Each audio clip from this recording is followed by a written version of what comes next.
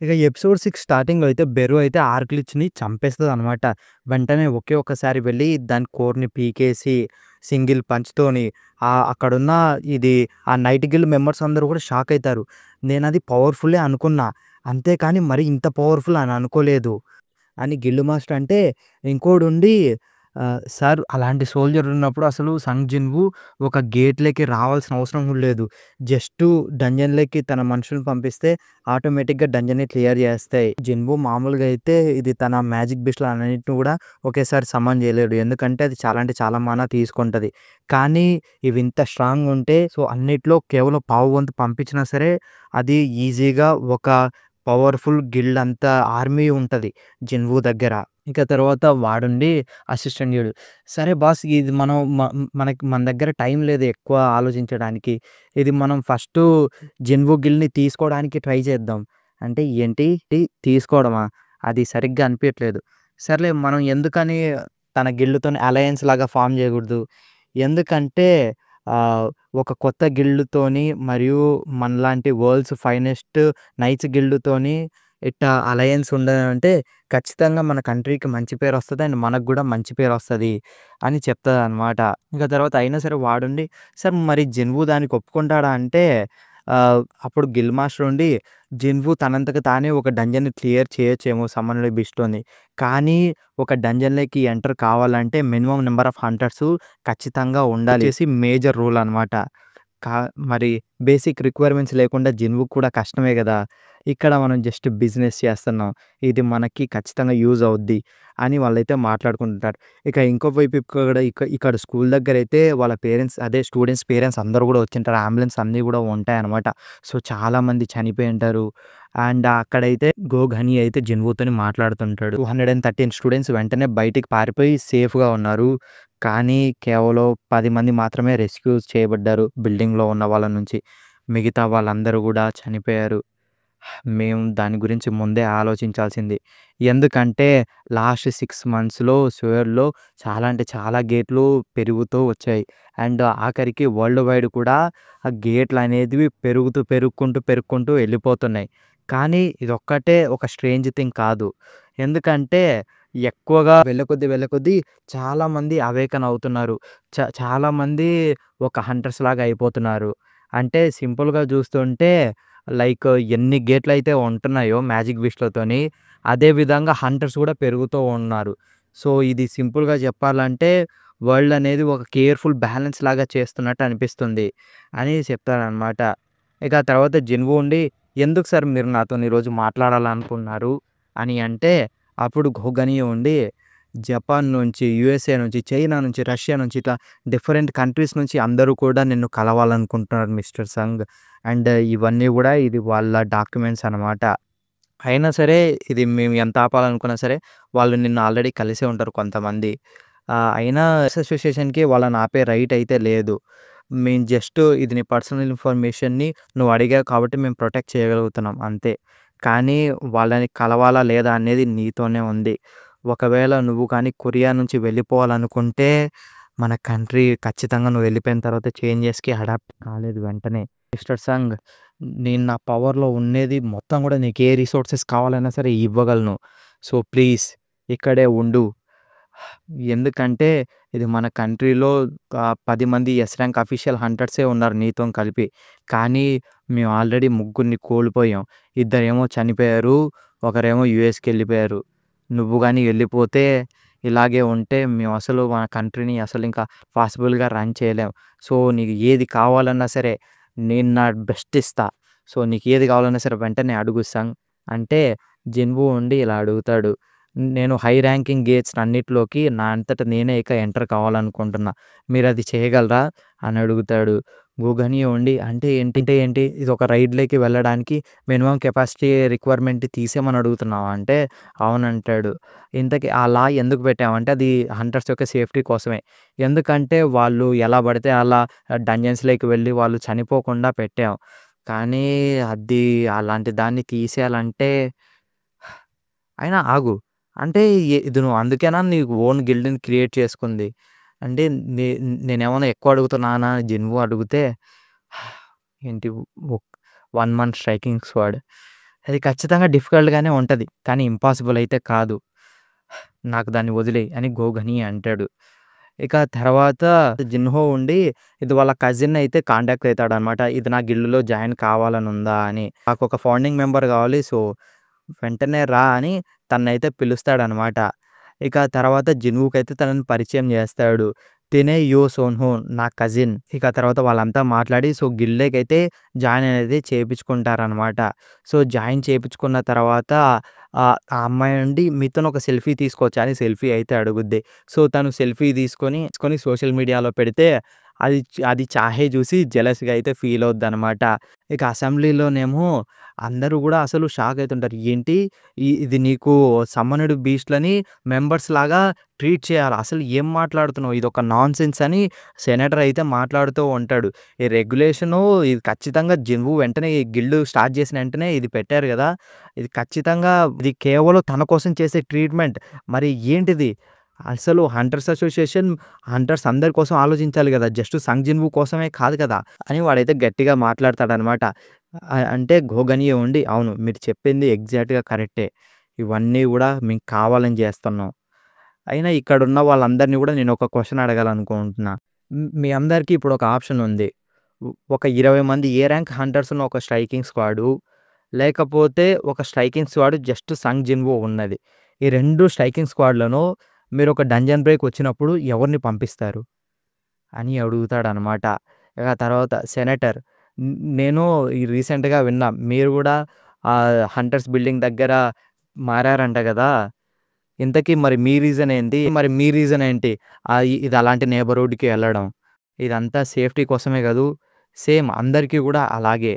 మన దగ్గర ఎవరి దగ్గరైనా సరే డబ్బులుంటే వాళ్ళు ఖచ్చితంగా సేఫ్‌గా ఉండే దగ్గరికే వెళ్ళాలనుకుంటారు. ప్రపంచంలో ఉన్న అన్ని గిల్డ్‌లు గూడా సంగ్ జిన్‌వు కోసం కోసుకుంటున్నాయి.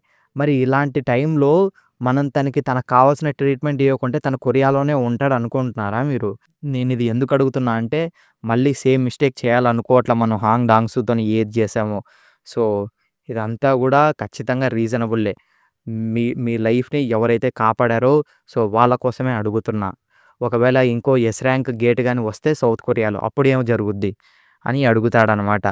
ఇక అంతటితోని చాప్టర్ అయితే అయిపోతుంది. ఇక ఆ తర్వాత జిన్‌హో వచ్చేసి డంజన్ దగ్గరికైతే వెళ్తారనమాట. సో, ఒక పెద్ద డంజన్. ఇక అక్కడికి న్యూస్ రిపోర్టర్లందరూ గూడా వచ్చి నానా క్వెషన్‌లన్నీ గూడా అడుగుతుంటాడు. అప్పుడే అక్కడికి సర్వేలెన్స్ టీమ్ మేనేజర్ గూడా వస్తాడనమాట అసోసియేషన్ నుంచి. సో, అసోసియేషన్ నా ఇన్ఫర్మేషన్‌ని ప్రైవేట్‌గా ఉంచుతుందనుకున్నా. మరి ఏమైంది అంటే, మేము నీ పర్సనల్ ఇన్ఫర్మేషన్‌ని ప్రొటెక్టే జేస్తున్నాం. కానీ పబ్లిక్‌కి గేట్స్ ఎక్కడున్నాయో తెలియకుండా పోతదా? సో, అందుకే వస్తారు. సో, కాబట్టి మీరిప్పటి నుంచి సోషల్ మీడియాలో ఏం పోస్ట్ చేస్తున్నారో, ఏం చేయట్లేదో మీరు జాగ్రత్తగా చూసుకోవాలి అని చెప్తాడనమాట. ఇక తర్వాత జిన్‌హో ఉండి అసలు మనం ఎందుకని మైనింగ్ టీమ్‌ని, హౌలింగ్ టీమ్‌ని ఎవరిని గూడా పిలచట్లేదు. నేనసలు అనుకోవట్లేదు. నేనంతా గూడా నా అంతట నేనే చేయగలను అని. ఎంటనే జిన్‌హో ఉండి నువ్వు దాని గురించి ఆలోచించాల్సిన అవసరం లేదు. నా షాడోస్ అన్ని వర్క్స్ గూడా చేస్తాయి అని చెప్తాడనమాట. ఇక తర్వాత సర్వేలెన్స్ టీమ్ మేనేజర్ అయితే ఆ మాన్స్టర్స్ అన్నిటిని గూడా ఎవాల్యుయేట్ జేస్తాడు. అంటే అవన్నీ గూడా ఏ ఏ ర్యాంక్‌కి చెందినటివి అని. సో, అన్నీ గూడా బి ర్యాంకు ఆర్ ఎల్స్ హయ్యరే ఉంటాయన్నమాట. తనైతే షాక్ అయితాడు. ఇలాంటి ఒక స్క్వాడు ఖచ్చితంగా ఒక ఏ ర్యాంక్ గేట్‌లకి ఎంటర్ కావడం ఈజీ అంటే ఈజీ.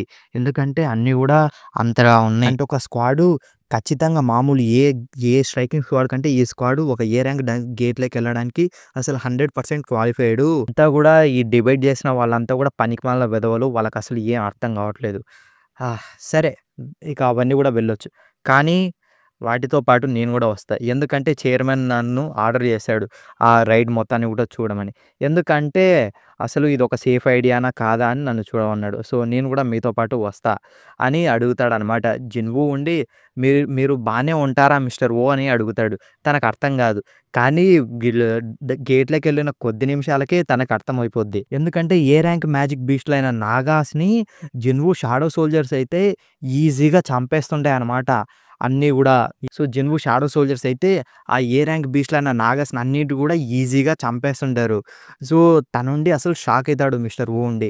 ఎందుకంటే ఆఖరికి ఎంతో ఎక్స్‌పీరియన్స్ ఉన్న హంటర్స్ గూడా ఇలాంటి ఈ నాగాస్‌తోని ఫైట్‌కొస్తే చాలా అంటే చాలా కష్టం. కానీ అయినా ఆ బీస్ట్‌లనన్నిటిని గూడా జిన్‌వూ ఆర్మీ ఈజీగా చంపేస్తున్నారు. ఎందుకంటే అవి రీజనరేట్ అవుతూనే ఉన్నాయి కాబట్టి.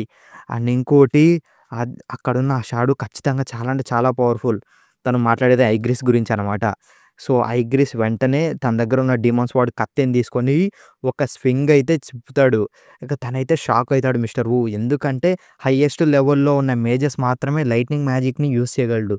కానీ తను ప్రతిసారి కత్తిని తిప్పిన ప్రతిసారి ఒక స్పార్క్ లాంటిది వస్తుంది.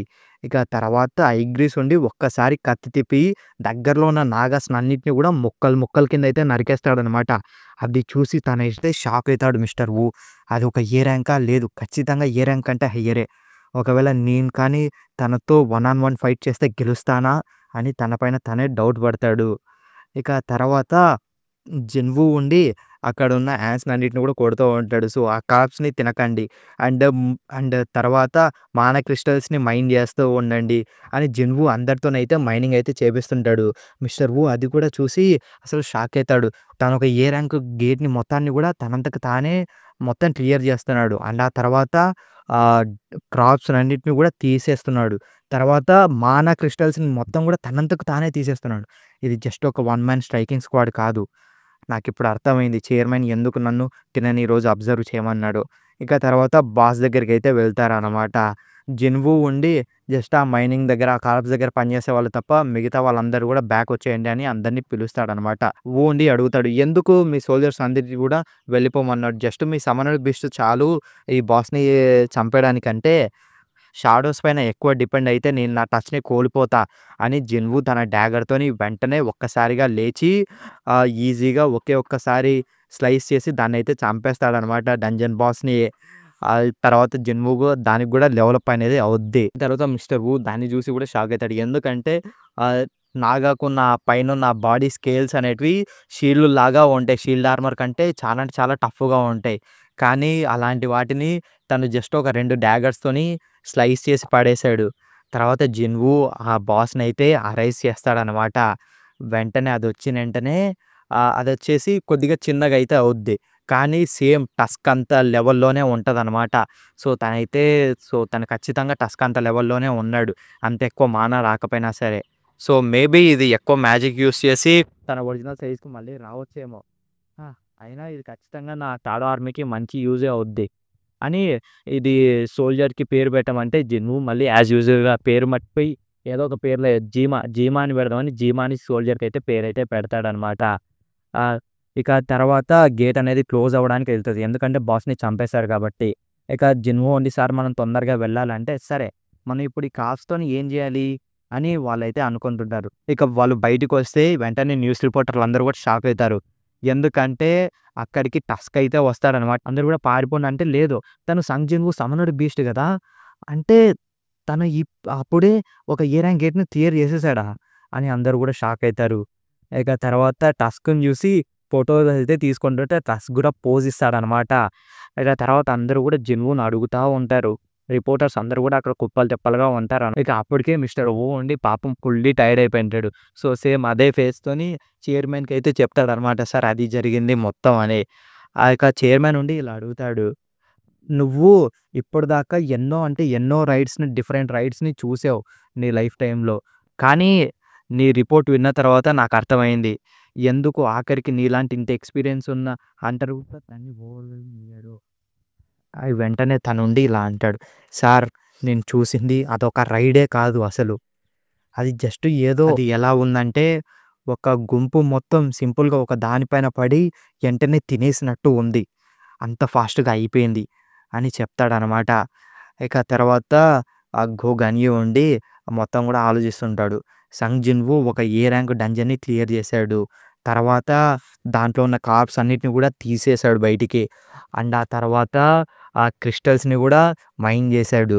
తను జస్ట్ ఒక వన్ మ్యాన్ స్ట్రైకింగ్ స్క్వాడ్ అంటే అది ఖచ్చితంగా అండర్ ఎస్టిమేటే. తను ఒక వన్ మ్యాన్ గిల్డ్. అవును. తనలోనే ఒక గిల్డ్ ఉంది. తనే ఒక గిల్డ్. సో, నేను రాంగ్ కాదనమాట. తర్వాత కొరియాలో ఉన్న హంటర్స్ ఒక్కరే గాదు. ప్రపంచం మొత్తంలో ఉన్న హంటర్స్ అందరికి గూడా ఒక సవాలయితే నిల్చుంటది. జపాన్‌లో షింజుకు స్టేషన్ దగ్గర టోక్యోలో ఆ స్కైలో ఒక పెద్ద బ్లాక్ హోల్ అంత డంజన్ లాంటిదైతే అపియర్ అయితది. అక్కడున్న వాళ్ళందరూ గూడా షాక్ అయితారు. ఎందుకంటే అన్ని దాన్లలో వాళ్ళు పైకి చూస్తే పైన స్కై మొత్తం గూడా అదే కనిపిస్తది. ఒక పెద్ద బ్లాక్ హోల్ అంతా. అంతటితోని చాప్టర్ అయితే అయిపోతుంది. సో, అండ్ ఎపిసోడ్ గూడా అంతటితోనైతే అయిపోతుంది. So that's it. ఈ వీడియో మీకు నచ్చితే ఖచ్చితంగా లైక్ చేయండి, షేర్ చేయండి. మరిన్ని ఇలాంటి వీడియోస్ కోసం సబ్స్క్రైబ్ చేసుకొని పక్కనే ఉన్న బెల్ ఐకాన్‌ని ఆన్‌లో పెట్టుకోండి. సో నేను మిగతా ఎపిసోడ్స్ కూడా ఎంత ఫాస్ట్‌గా అయితే అంత ఫాస్ట్‌గా కంప్లీట్ చేయడానికైతే ట్రై చేస్తా. మీ సపోర్ట్‌ని ఇస్తారని అనుకుంటూ bye bye. Meet you in the next one.